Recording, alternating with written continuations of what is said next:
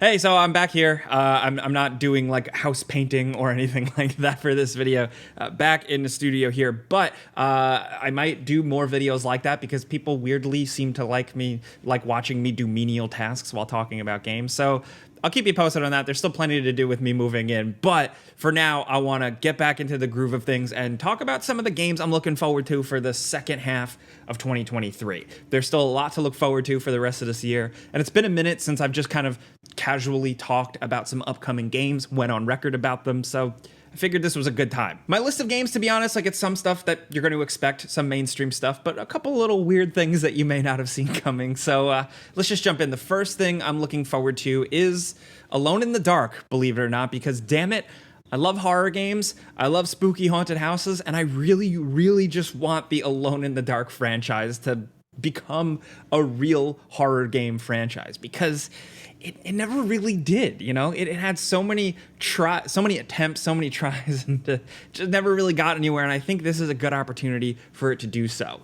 From what we've seen, from the gameplay, I don't know, it's still up in the air. This game could be a dud, I'm really not sure, but I am looking forward to, at the very least, jumping into it and giving it a shot because I like that they got like interesting people playing the main characters. I've said this in Game Ranks videos and stuff, but like, I'm not like, oh cool, there's a celebrity in a game usually, but I do like David Harbour and I always kind of want to see him in more things. So him as Edward Carnby is kind of cool, but I'm curious to see how far they go into this one. Like, is it going to play like a Resident Evil remake or is it going to lean more into just kind of slow puzzles and haunted housey stuff? From the gameplay, it seems like there's a mix, but I'm just really looking for like a good spooky adventure to play through. It feels like it's been a minute since I've had a regular old straightforward one, and especially from the Alone in the Dark franchise. It's been like a billion years since there was something really truly of worth. So I got my fingers like carefully crossed for this one. Again, this is one on the list that like it could go either way. I'm not saying like, hey guys, go pre-order it. It's great. Like, I have no idea. It might not be good. This one's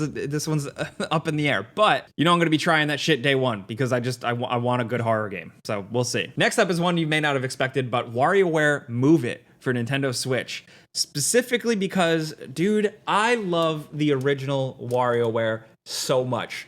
The Game Boy Advance one. I love the shit out of that game. The chaos of it is just incredible. The micro games concept is absolutely brilliant. You're quickly, rapidly playing through very short, 2-second long mini games. It's like the perfect ADHD game. It is so fun because the game constantly throws these little quick mini games at you where all you need to do is like navigate left or right or press a button, but they are so brilliantly creative and every single one extremely different and zany. Like, you actually laugh out loud as you play, but it's also really challenging. There's a really good level of challenge to it that I've always loved. And specifically, why I like WarioWare Move It is because it looks like it's like a return to form. The WarioWare games have been a thing for a while, but this one specifically reminds me of the original that I loved so much. And obviously it uses a lot of like the Switch gimmickry. And it's not really a gimmick, really. It's using the features of the Switch. Like, those are real features, and it's taking advantage of them. I mean, look, I liked 1-2 Switch kind of, so I guess I'm a mark for this. I'm a weirdo. But I am going to play the hell out of this because it seems awesome, and it's dropping November 3rd. And it seems like this is the year where Nintendo Switch is giving the weirdos the things they want. Like, Pikmin fans finally got a new Pikmin, and I'm finally getting a good kind of classic style WarioWare game. Next up, I'm putting this on the list out of like obligation. The Metal Gear Solid Master Collection Volume 1. This is Konami re-releasing the Metal Gear Solid games in a package for PS5, Xbox Series X and S, Switch, and PC. And I have talked a lot about Metal Gear coming back and how I'm like a diehard fan and I'm going to be really annoying about all of this. But at the very least, I am excited for more people to get their hands on the original games that I love so much. I'm not looking forward to the discourse. I feel like on social media, people are going to be like, actually, these games suck. I don't want to hear that. I don't want to see that. All right. Look, I'm like, I welcome all opinions, but for this shit, I don't want to hear it. Does that mean? I don't. I'm sorry. What I'm saying is the discourse for Metal Gear Solid could become annoying, but at the very least, I'm happy that they're doing this at least and not making like a completely new. They're not like, hey, we're making Metal Gear Solid 6. I've talked about all that in another video, but at the very least for this Master Collection, I hope Konami doesn't screw it up. Like, there's room for that, but we'll see. For me personally, I'm just excited to get on video, do what I do, talk about Metal Gear Solid with you guys more. Like, I'm looking forward to that at least. Next one is an obvious one. We don't have to talk about it too much. Starfield.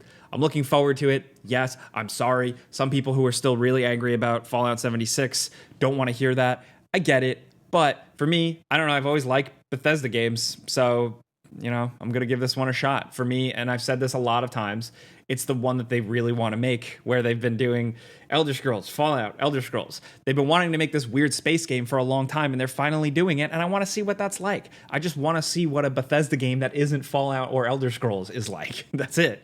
It's incredibly ambitious. I have no idea if it's going to be good or not. I don't know if it's going to come together. The stuff they've shown of the story does not excite me. It doesn't really seem like there's too much to it, but who knows? Really, I think I see this one as me just kind of escaping into it and just going off like Skyrim or whatever, where you wander off and forget about the main quest for a long ass time because you're just doing stuff. But now in space.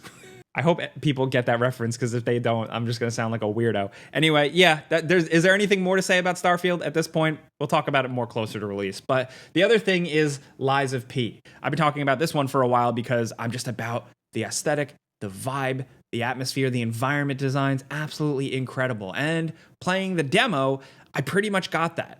What I didn't get is, like, it just seems, the combat seems okay. I don't know. It's early. You don't get all of your abilities or anything like that. Some of the timing seemed kind of weird.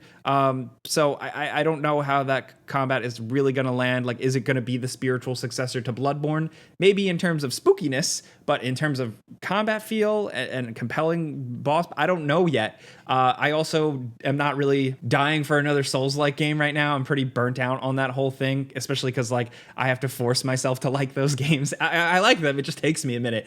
But it's like everything else around Lies of P I'm excited for. Again, the enemy designs, the environment designs, the atmosphere, the world. Like, I found myself immediately reading every little tidbit I picked up in that demo because I wanted to know what was going on with this weird, horrifying Pinocchio puppet world in, like, Victorian era spooky place. That was a weird chain of words, but yeah, Lies of P, hope it's good, man. And now, before we keep going, I just want to give a big shout out to the sponsor of this video, Factor. If you're new here, if you haven't heard, Factor delivers fresh, never frozen, dietitian approved meals right to your doorstep, and it actually tastes really good. It's worth it. Since I've been talking about it a lot lately, since I've been moving and driving things back and forth and hauling boxes and also trying to work at the same time, I haven't had time to, like, really eat properly or take care of myself. So when a box of Factor shows up at my doorstep, it's a godsend to have food already thought out for you. You're not worrying about meal prepping or going out and buying groceries or trying to cram something in or just relying on fast food and delivery stuff. They're nutritious. They actually taste good, like I said, and they heat up in the microwave in minutes. And they offer a lot, like whatever type of eater you are. Keto, calorie smart, chef's choice, vegan and veggie options, which include seafood, meat, and plant-based meals. And they're adding all kinds of cool stuff lately if you want to get a little more creative. Factor's great, man. If you want to check it out, all you got to do is head to factor75.com or click the link in the description down below and then use code ONJAKE50 to get 50% off your first Factor box. Again, click that link in the description down below or factor75.com. Use code ONJAKE50. Get some food,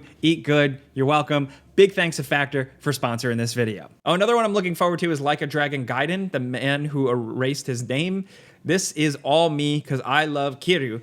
I love those games. I like the original Yakuza games. Like a Dragon 7, the spinoff. The turn-based, and going in a new direction with a new character. Very cool, but I like them for the brawlers they are, and I really just like Kiryu. So to have a new game with him, great, cool. And the fact that fellow YouTuber Yang is voicing the English version of the character is awesome. It's hard to top the Japanese voice actor, but, like, you root for your homies. Love to see it. So yeah, but really, it's like more crazy brawlerness and more Kiryu stuff, but in a different setting, him tossed into a totally different situation, and just how that plays out and seeing how he reacts to that is what I want to see. I'm glad they didn't totally ditch him. Like, I like that he has this, and he's coming back in 8 as well. I still can't get enough of them after quite a few years of being into this series. But yeah, that's dropping November 9th. When I wrote a list of games I'm looking forward to, I put one that just says some random thing. And I just want to point that out for a second. There, especially like if you're deep in the gaming world, you follow the news, you're just in the community, there's always some game that comes out of nowhere that people just get hooked on and fall in love with. It's always a game that like we weren't watching the trailers, we weren't counting the days until it released. It's just something that kind of bubbles up and pops off. And I am leaving room in my list for something like that to happen because you never know. Like Vampire Survivors, you know, something like that. Like just a random game that comes out and surprises us that doesn't have hype or fanfare. I always leave myself open to that. I think everybody should, because something's always going to come out and surprise us. There's always the conversation. I always get in the comments, there are no good games anymore, or the developers don't have any ideas. Everything is a remake. There's a lot of that, sure, but there's still plenty of games out there, and sometimes they come out of left field. Next up, Alan Wake 2. Surprise, surprise. It just seems like a good time this fall for like some spooky games. This is October 17th, which is the perfect time, if it doesn't get delayed, of course. And Alan Wake 2 seems awesome. I did a whole preview of it. I got to see a bunch of running gameplay in real time behind the scenes. I got to see more of essentially what was shown at Summer Game Fest. I got to see more of that experience, more combat, a lot more like jump scares. It does seem like there's a lot of jump scares. I hope there's still more of that dread and tension. But Saga running through the woods, doing cool shit, blasting dudes. The gameplay feels way smoother now. It definitely looks like Resident Evil Remake in terms of D-pad inventory style, over the shoulder, all that. But there's also that emphasis on detective work that seems really cool. At any point, you can zip out of the game and into a cozy log cabin somewhere in the character's mind, where you can walk around, look at clues on a board, kind of like True Detective style. I'm really into that. So it's like they're going all in on horror. They've said specifically that's a survival horror game, yes, but they're also going all in on detective-y stuff. Sick. I don't want to spoil anything, but like even the demo I got to see left off on a pretty interesting story beat. So I'm excited to see where that goes. And of course, Alex Casey, McCaffrey doing the voice, like just to have that little lick of Max Payne there is, it's so good. I just really like Remedy. That's me. So I'm going to be jumping into this one, probably talking about it a lot. Ooh, baby, another one that I am so excited for, and I hope I can carve out enough time to just play it forever. It's Cities Skylines II. I love SimCity. I've loved SimCity since the early days. And SimCity has kind of fell by the wayside. You know, we all remember that one from, when was that from? That was a long time ago now. It was like when I first started being a YouTuber. EA put out a new SimCity, and it wasn't that good. And ever since then, not really much. So City Skylines came around and ate its lunch. And it's absolutely incredible. It is a game I've spent so many hours in. And then that's not even counting the mods and what modders have done and all the incredible expansions. There is so much to that game. It has been such an incredible thing. So I'm excited for City Skylines 2 to see specifically where it starts as a foundation point. I'm excited to see where it goes, where modders take it, where updates take it, but I'm just excited to see square one, how it starts off as a fresh vanilla thing.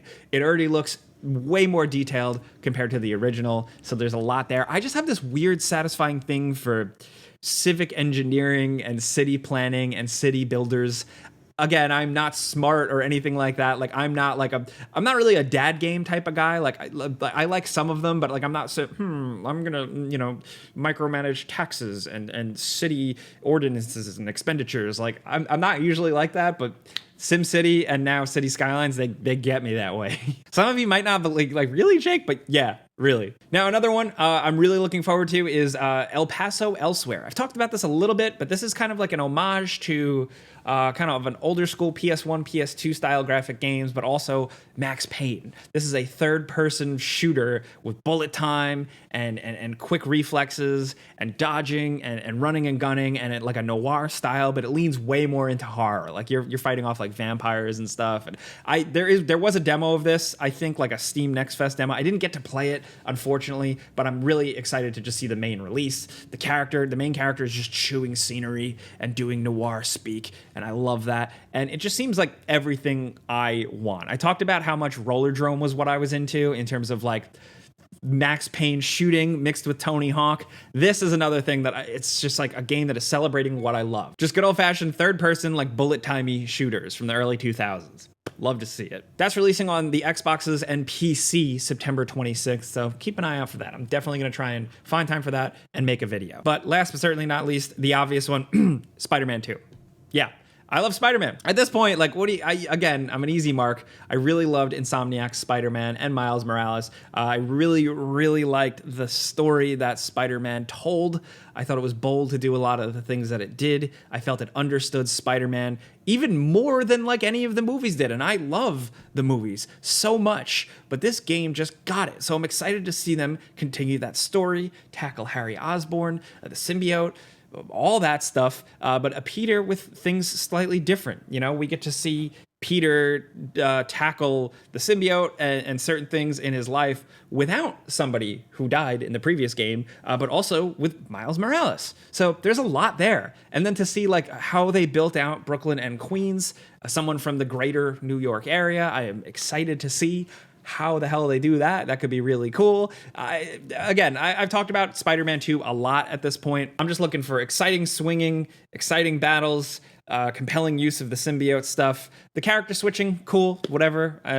That's cool from a gameplay perspective, but I'm excited to see how much it ties into like the story stuff, really. And yeah, I hope it's good. Godspeed, Spider-Man. That's all I could say. But those are some of the games I'm looking forward to for the second half of 2023. There's probably some that I missed. It was really hard to gather this up, especially as release dates change. There's some stuff in August that are pretty close that I didn't really highlight, but that's generally the stuff I'm really excited to play. Granted, I play a lot of shit. I just jump into everything for before you buy videos for game ranks. I tend to like stuff, but this is the stuff I'm really like top of mind on, you know? So if you got your own list, I definitely want to hear it in the comments. It helps me know what you're interested in for talking about stuff, but also I just want to hear it. Maybe you got something weird that you're looking forward to that I haven't heard of or somebody else in the comments haven't heard of. So that could help. But if you like what I'm trying to do here, man, I'm just yapping. I'm talking about games, talking about what I love. Clicking a like button helps me. Thank you.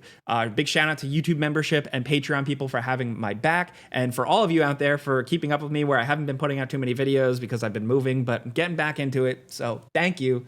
See you guys next time. Pizza's on me. Subscribe because video games.